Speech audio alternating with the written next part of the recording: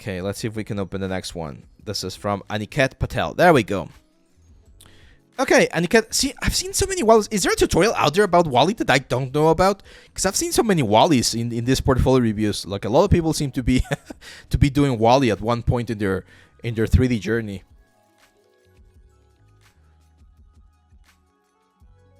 Dracomandros, yeah, man. Like, as long as, hey, if you're getting paid for doing something 3D related, that's experience, right? Like, so yeah. Definitely include that. Yeah, this is good, man. I like some of these elements. Again, be very careful about... Ah, there you go. No. Ah, there you go. What the hell is this? Okay, okay. You work with Saksham, so you know Saksham. Interesting. Yeah, yeah, again, you got some cool stuff here, man. This is not bad. I like this one. But we don't have breakdowns. Oh, I'm gonna have a meltdown or a breakdown if I don't see more breakdowns, guys. Breakdowns are important, because otherwise, how do I know how you handle this kind of stuff? Right? Because it might look very, very nice, but once you go into the details and you see how you modeled it, it might be wrong. On this one, very simple feedback. Metal edgeware. Remember, we don't want to have metal edgeware everywhere, and I can see it pretty much in a lot of the pieces on this truck. And I want to see the wireframe, man. This looks like a really nice model. I don't see any like weird artifacts. So we gotta see a wireframe. Maybe some maps. How many UDIMs are you using? Are you using UDIMs? Like, that kind of information is important, Aniket, to be able to evaluate how you're dealing with the project. See, this is the thing. A lot of people think that the breakdowns of the project are unnecessary because they are not as cool, but they show how you think. They show how you approach the different elements or the different parts of your model. They show process. And if you guys ever been in, like most of you have in high school, right? And remember how in high school with math, we will always, like, the teachers will always tell you, show the process. Like, you can't just tell me, oh, the answer is 10 without showing me how you got to that answer. It's the exact same thing here in the 3D world, because if you're following a process that's not like the most efficient one, then it's going to be difficult for me to integrate you into a production pipeline. Yes, Kivdore, the portfolio reviews are free. Like, I don't think that's ever going to change.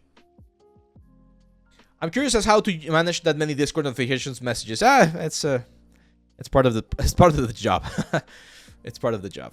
I think it's an older tutorial, but I've seen one from CG Tuts Plus, I think it was. Yeah, makes sense. I just looked, there are a few tutorials for modeling Wally in Blender that looks like the renders we've been seeing. Yeah, and that's unfortunately... again, tutorial work is not bad. I mean, I do tutorials. But tutorial work is meant to show you how to use the tools. You then should use that tutorial information to do your own projects. That's way, way more valuable. If you want a little bit of a hack for when following a tutorial, like just... Let's say, let's go to one of ours, right?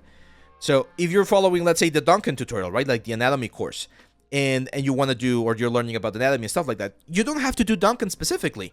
What you can do is you can just go and say, hey, I want to do Superman. I want to do Green Lantern. I want to do Batman. Or I want to look for a superhero concept that no one has done before. Right? And maybe try, let's just add the minus AI. And let me try my hands at, I don't know, one version of a superhero that no one has done before, right? Like, these ones are very nice from the Normal Workshop as well. That's the design process. So you can take what you're learning from the, from the course and apply it to a concept that no one has done before. And that's going to be way more valuable, not only as a learning experience, but also as, but also as a portfolio piece. Is this the same Ape 3D that Ground Affected just did a painting? I'm not sure who Ground Affected is. They did a painting of me? That would be interesting. Hopefully it's not a meme.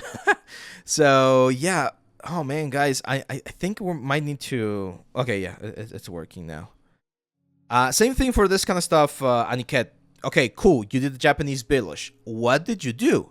Did you just download all the assets and had them inside of Unreal? Like, I don't see enough information, and it's difficult to evaluate what's going on if we don't have enough information. Are look development and compositing different? Yes, I thought compositing includes look development till today, but I heard that someone says no, they're completely different. YHG. So look development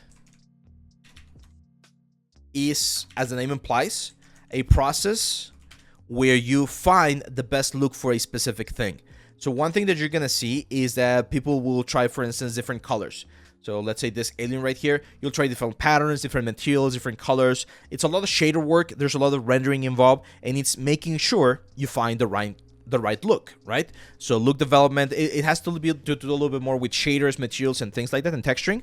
And compositing is making sure two things match in the same plate, right? Like in a live action plate and the 3D plate, like you use softwares, things like Nuke or DaVinci or elements like that to make sure that you integrate different parts into a same element and they look like they're part of the same world.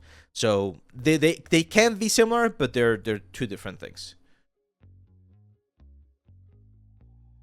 We'll probably find one of those soon here on the portfolio review, my friend.